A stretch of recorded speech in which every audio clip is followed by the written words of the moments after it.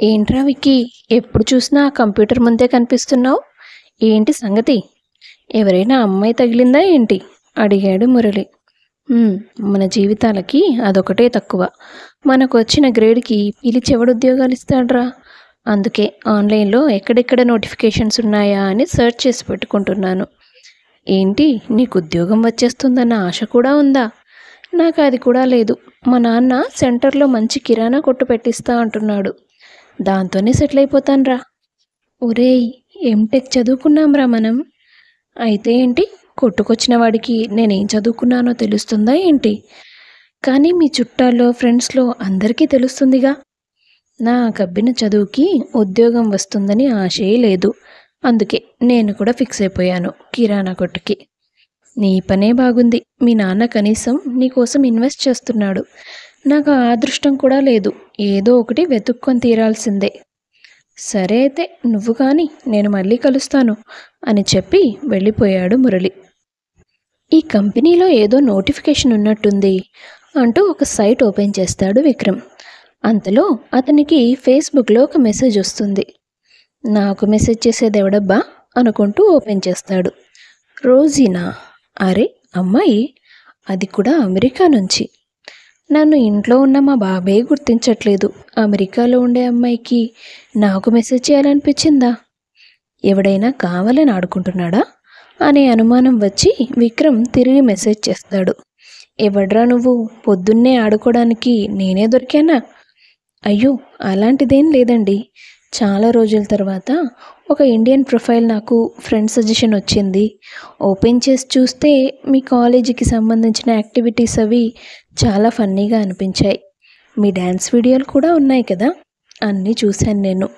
కొంచెం ఇంట్రెస్టింగ్గా అనిపించారు, అందుకే మెసేజ్ చేశాను అని రిప్లై ఇచ్చింది అవతల అమ్మాయి. నువ్వు అమ్మాయి అంటే నేను అస్సలు నమ్మను. ఏది, వీడియో కాల్ చేయి అంటాడు అతను. 2 నిమిషాల్లో అతనికి ఆ ప్రొఫైల్ నుంచి వీడియో కాల్ వస్తుంది. కాల్ ఆన్సర్ చేసిన విక్రమ్కి నోట్లోంచి ఒక్క మాట కూడా రాలేదు. అవతలి పక్క ఉన్నది నిజంగా అమ్మాయే. అందులోనూ చాలా అందంగా ఉంది. తనంతట తాను నాకు మెసేజ్ చేయడం ఏంటి, కాల్ చేయడం ఏంటి అని ఆశ్చర్యంలో పడిపోయాడు అతను. హలో బాస్, ఇప్పటికైనా నమ్ముతారా? అమెరికాలో ఉంటూ ఇంత చక్కగా తెలుగు మాట్లాడుతున్నారు మీరు అడిగాడు విక్రమ్. మేము తెలుగు వాళ్ళమేనండి. మా ఇంట్లో తెలుగే మాట్లాడతారు. కొన్ని సంవత్సరాల క్రితం ఇక్కడ సెటిల్ అయ్యాం. నాకు ఇప్పటికీ నమ్మకం కుదరడం లేదు రోజీ గారు. ఓ అమ్మాయి తనంతట తాను నాకు ఫోన్ చేస్తుందంటే. అయినా తెలుగు అమ్మాయి అన్నారు, మరి పేరేంటి రోజీ అని? యాక్చువల్లీ నా పేరు రోజా. ఇక్కడ కాస్త స్టైల్గా ఉంటుందని రోజీ అని మార్చుకున్నాను. గుడ్. ఎనీవేస్, ఇవాళ ఒక కొత్త వ్యక్తితో ఫ్రెండ్షిప్ అయింది. మీ యాటిట్యూడ్ కూడా నాకు చాలా ఇంట్రెస్టింగ్గా ఉంది. ఓ అమ్మాయి మెసేజ్ చేసిందని ముందు వెనక ఆలోచించకుండా తొందరపడి ఏవేవో మాట్లాడేసే అబ్బాయిలు ఉంటారు. బట్ కన్ఫర్మ్ చేసుకునేదాకా మీరు నాతో మాట్లాడలేదు చూడండి. ఇంప్రెసివ్. థ్యాంక్స్ రోజా గారు. ఇంతకీ ఏం చేస్తుంటారు? నా ప్రొఫైల్ మొత్తం చూశానన్నారు. నేనేం చేస్తున్నానో చూడలేదా? ఎంటెక్ కంప్లీట్ చేసి ఖాళీగా ఉన్నారు అంతేగా? ఖాళీగా ఉన్నానని అనొద్దండి. నేను జాబ్ ట్రయల్స్లో ఉన్నాను. ఓకే ఓకే, సరే, నాకు కాలేజ్ టైం అవుతుంది, నేను వెళ్ళాలండి, బాయ్ అని చెప్పి ఆమె కాల్ కట్ చేస్తుంది. విక్రమ్ ఆనందం మామూలుగా లేదు. ఆ రోజంతా గాల్లో తేలిపోయాడు. అప్పటి నుంచి ప్రతిరోజు చాటింగ్లు, కాల్స్ చేసుకునేవాళ్ళు వాళ్ళిద్దరూ. ఓ రోజు విక్రమ్ ఆమెతో, నేను ప్రేమిస్తున్నాను రోజా, లైఫ్ లాంగ్ నీతో కలిసి బతకాలనుకుంటున్నాను. నీకు కూడా నా మీద ఇదే అభిప్రాయం ఉంటుందని నా మనసు చెప్తోంది. కానీ అది నీ మాటల్లో వినాలని అనుకుంటున్నాను. నువ్వు ఊహించింది కరెక్టే విక్రమ్. నాకు కూడా నువ్వంటే చాలా ఇష్టం. బట్ నువ్వు అక్కడ, నేను ఇక్కడ ఎలా కుదురుతుంది? నువ్వే మంచి జాబ్ సంపాదించి యుఎస్ వచ్చేయచ్చుగా. సరే రోజా, తప్పకుండా నీకోసమైనా మంచి జాబ్ సంపాదిస్తాను. వచ్చి నిన్ను కలుసుకుంటాను. మనం పెళ్లి చేసుకొని అక్కడే సెటిల్ అయిపోదాం. అలాగే అంటుంది రోజా. కాసేపటి తర్వాత రోజాతో ఆమె స్నేహితురాలు, ఏంటి రోజీ ఎస్ చెప్పేశావు? ఏదో సరదాగా ప్రాంక్ చేద్దామని మొదలుపెట్టావు. మరి ఇదేంటి? ఇది కూడా ప్రాంకే. అయ్యో పాపం, అతను చాలా సీరియస్గా ఉన్నట్టున్నాడే. వాడి మొహం ఏదో డొనేషన్లు కట్టి కాలేజీలో జాయిన్ అయిన బాపతే కానీ యుఎస్లో జాబ్ సంపాదించేంత సీన్ లేదు వాడికి. అంటే వాడు ఇక్కడికి రాలేడంటావా? 100%. ఒకవేళ నీ మీద ప్రేమతో నిజంగానే జాబ్ కొట్టి ఇక్కడి దాకా వస్తే?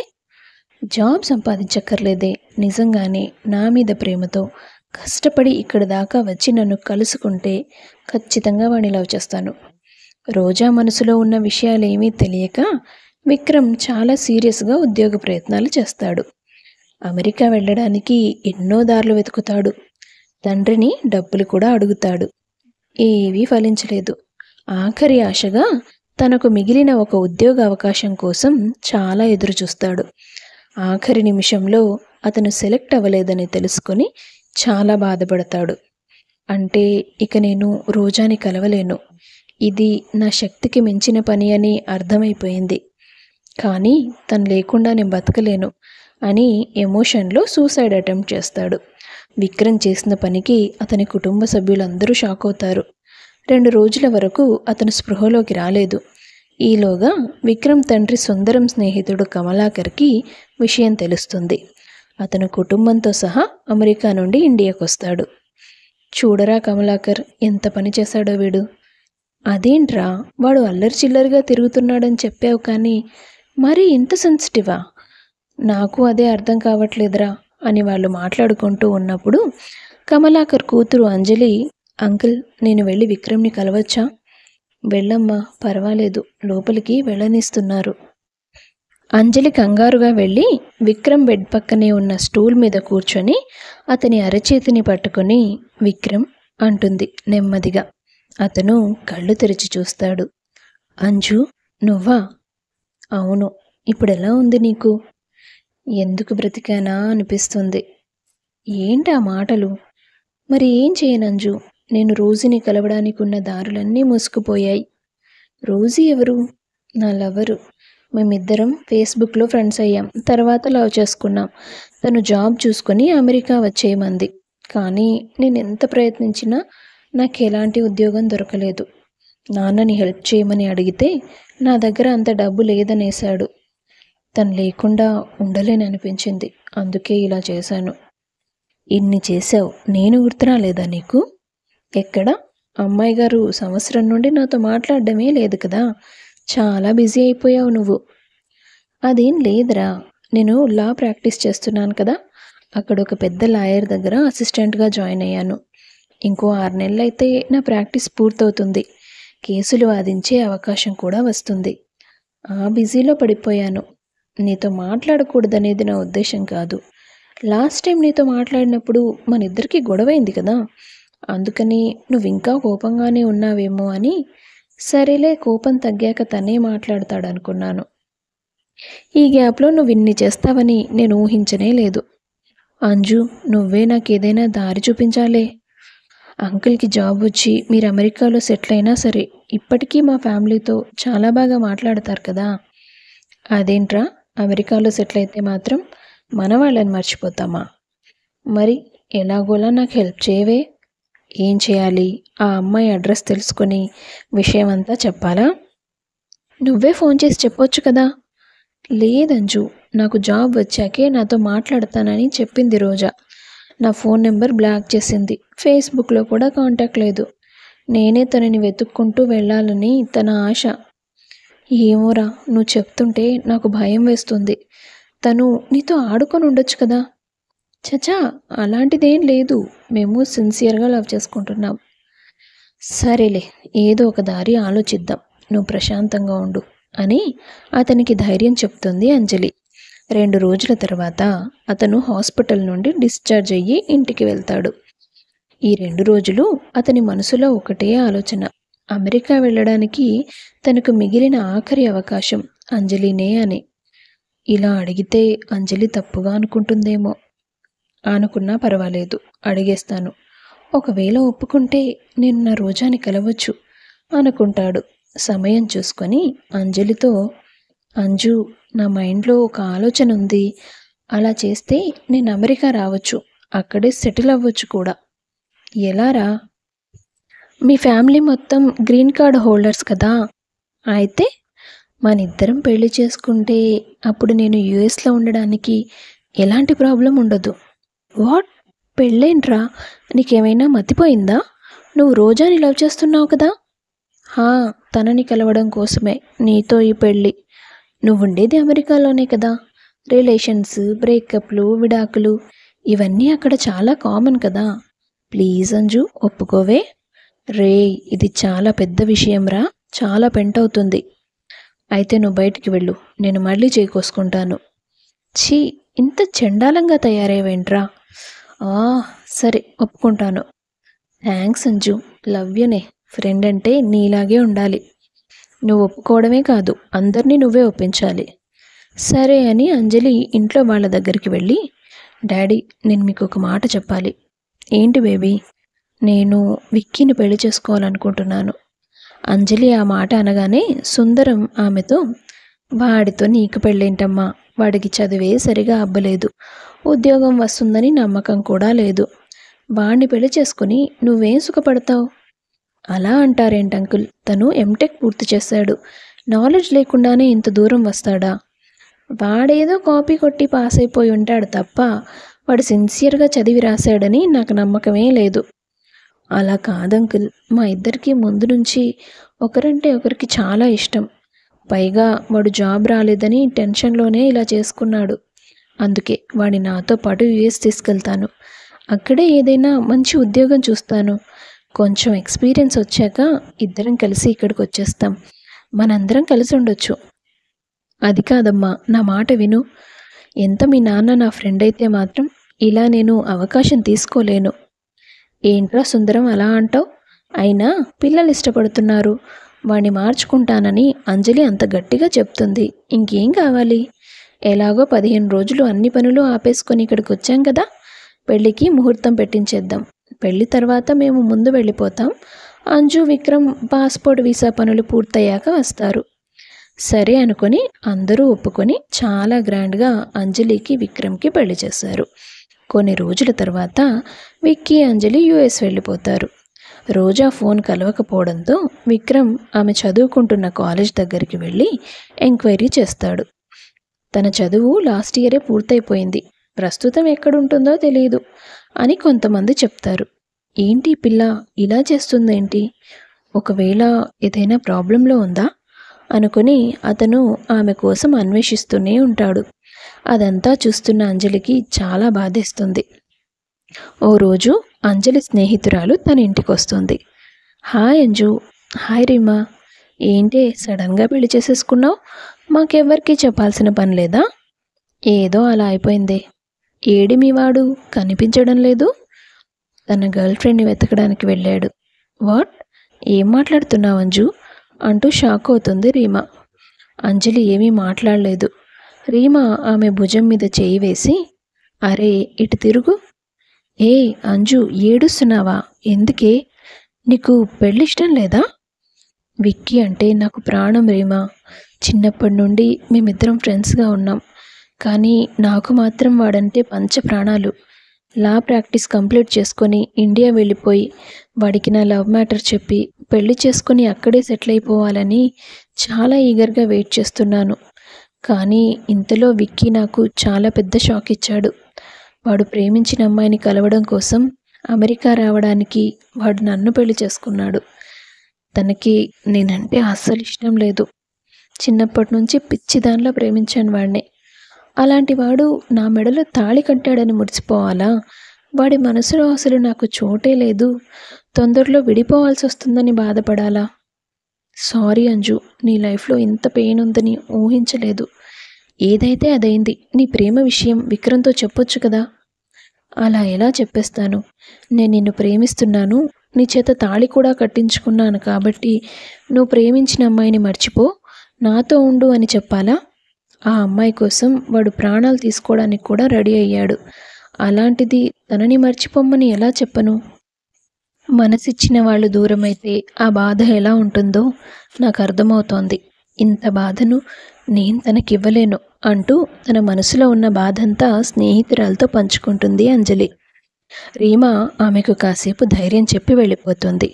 ఆ రోజు రాత్రి ఇంటికి తిరిగి వచ్చాక అంజలితో ఏమీ మాట్లాడకుండా నిద్రపోతాడు విక్రమ్. ఉదయం లేవగానే, ఏమైంది విక్కీ, నిన్న బాగా అలసిపోయావా? రోజీ గురించి ఏమైనా తెలిసిందా? లేదు, నేను బయటికెళ్ళొస్తాను అని చెప్పి వెళ్ళిపోయాడు అతను. కొన్ని రోజులు కష్టపడి ఆఖరికి రోజీ అడ్రస్ సంపాదించి ఆమె దగ్గరికి వెళ్తాడు. విక్రమ్, నువ్వు నా కోసం ఇంత దూరం వచ్చావా? నువ్వు మన రిలేషన్ని ఇంత సీరియస్గా తీసుకుంటావని నేను అస్సలు ఎక్స్పెక్ట్ చేయలేదు. రావేమో అనుకున్నాను తెలుసా. ఈ 6 నెలలు నా లైఫ్లో ఏమేం జరిగాయో తెలుసా రోజా? నువ్వు పెట్టిన కండిషన్తో ఉద్యోగం కోసం వెతికి వెతికి నా వల్ల కాలేదని, నువ్వెక్కడ దూరం అయిపోతావో అని చచ్చిపోవాలనుకున్నాను. చేయకూడని ఒక తప్పు చేసి ఇక్కడి దాకా చేరుకున్నాను. ఇన్ని రోజులుగా నువ్వు నాతో మాట్లాడకుండా ఎందుకున్నావు? విక్రమ్, అది చెప్పాను కదా, నీ అంతట నువ్వే రావాలని. ఏదైతే ఏంటి, నువ్వు వచ్చేసావు, ఇక అంతా హ్యాపీనే కదా. నీ ప్రేమను నేను మనస్ఫూర్తిగా ఒప్పుకుంటున్నాను. నిజమే, నీకోసమే నేను ఇక్కడికి వచ్చుండొచ్చు. కానీ కొద్ది రోజులుగా విరామం లేకుండా నీకోసం వెతుకుతున్నది ఎందుకో తెలుసా? నాతో మాట్లాడకుండా ఉండడం అనేది నిజంగా నీ చాయిసో కాదో తెలీదు. ఏవైనా కారణాల వల్ల, ఏదైనా ప్రమాదం వల్ల నువ్వు నాతో మాట్లాడలేని పరిస్థితిలో ఉన్నావేమోనని, నువ్వు క్షేమంగా ఉన్నావో లేదో తెలుసుకోవడం కోసం పిచ్చివాడిలా నీకోసం వెతుకుతున్నాను. అంటే నాకు అర్థం కాలేదు విక్రమ్. నీతో కలిసి బతకాలని నేను ఇక్కడికి వచ్చాను. కానీ ఆ ప్రాసెస్లో అసలు ప్రేమంటే ఏంటో తెలుసుకున్నాను. నీకోసం కష్టపడి నేను ఇక్కడికి దాకా వస్తే తప్ప నీకు నేను అక్కర్లేదు. కానీ నేను అడిగిన హెల్ప్ వల్ల తన భవిష్యత్తు క్వశ్చన్ మార్క్ అయిపోతుందని తెలిసి కూడా నా అంజలి ఒక్కరోజు కూడా ఆలోచించకుండా తన లైఫ్ని నా కాళ్ళ దగ్గర పెట్టేసింది. అంజలి ఎవరు? నా భార్య. వాట్, నీకు పెళ్ళైందా? అవును, అయ్యింది. అలాగే నేను గర్వంగా చెప్తున్నాను. అంజలి లాంటి అమ్మాయి నాకు భార్యగా దొరకడం నిజంగా నా అదృష్టం. పెళ్లి చేసుకున్నవాడివి నువ్వు నా కోసం ఎందుకు వెతుకుతున్నావు? అసలు నేను ఈ పెళ్లి చేసుకున్నదే నీకోసం, ఇక్కడి దాకా రావాలని. కానీ ఇక్కడికి వచ్చిన కొన్ని రోజుల తర్వాత అంజలి నన్ను ఎంత ప్రేమిస్తుందో తెలిసింది. నిజమైన ప్రేమంటే ఏంటో అర్థమైంది. నీ విషయంలో నాది కేవలం ఆకర్షణ, పంతం మాత్రమే. కానీ నా మీద నా అంజలి పెంచుకున్నది స్వచ్ఛమైన ప్రేమ. నువ్వు క్షేమంగా ఉన్నావో లేదో తెలుసుకోవడానికి మాత్రమే నేను కలిశానంతే. నా జీవితం మాత్రం నా అంజలితోనే. దయచేసి ఇంకెప్పుడు నాలాంటి వాళ్ళ ఫీలింగ్స్తో ఆడుకోకు. నీ కారణంగానే నేను అంజలి ఒక్కటయ్యామన్న ఒక్క కన్సర్న్ వల్ల నిన్నేమి అనకుండా వెళ్ళిపోతున్నాను. అది గుర్తుపెట్టుకో. బాయ్ అని చెప్పేసి అతను అంజలి దగ్గరికి వెళ్తాడు. ఏంట్రా, రోజుని కలిసావా? కలిశాను. ఏమంది? రేపే పెళ్లి చేసుకుందాం అంటుంది. ఓ అలాగా, కంగ్రాట్స్ అంటుంది ఆమె, బాధని మనసులోనే దాచుకొని నవ్వుని నటిస్తూ. విక్రమ్ ఆమె చెంప మీద గట్టిగా కొడతాడు. ఎలా కనిపిస్తున్నానే నీకు? నాతో కేవలం టైంపాస్ చేయాలనుకున్న అమ్మాయికి నన్ను వదిలేసి, నన్ను ప్రాణంగా ప్రేమించే అమ్మాయికి నన్ను దూరం చేస్తావా? ఏంట్రా, ఏమంటున్నావు? నేనెందుకు నీకు చెడు చేయాలనుకుంటాను? అనుకున్నావు, అందుకే నన్ను ఆ రోజుకి వదిలేసి నువ్వు నాకు దూరం అయిపోవాలనుకున్నావు. ఇంత ప్రేమేంటే అని అతను అనగానే అంజలి కళ్ళు ఆనంద బాష్పాల్ని చెందించాయి. కన్నీళ్లతోనే అతన్ని గట్టిగా హత్తుకుంది. I love you Vicky. నాకు నువ్వంటే ప్రాణం. నువ్వు హ్యాపీగా ఉండాలని, నీకు నచ్చినట్టు చేయాలనుకున్నాను. ఇంత ప్రేమనిచ్చే నువ్వు నాతో ఉంటే నాకు సంతోషం, కానీ ఇంకెవరి వల్ల అది దొరకదు. రోజుకి చెప్పేశాను, నా అంజలియే నా ప్రాణం, నా భవిష్యత్తు, నా సర్వస్వమని. విక్రమ్ మాటలు విన్న అంజలి ఎంతగానో సంతోషపడుతుంది. వాళ్ళిద్దరూ ఒకరి పట్ల ఒకరికి ఉన్న ప్రేమను తెలుసుకొని నిజమైన భార్యాభర్తల్లా కలిసి ఉండడం మొదలు పెడతారు.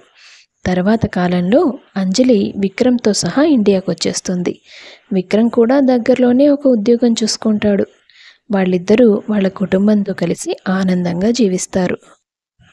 ఒక రిలేషన్లో ఉన్న ఇద్దరు వ్యక్తులు సీరియస్గా, సిన్సియర్గా ఉంటారన్న గ్యారంటీ లేదు. ఎంత ప్రేమ ఉన్నా కొంచెం ప్రాక్టికల్గా ఆలోచించడం చాలా అవసరం. జీవితం చాలా విలువైనది.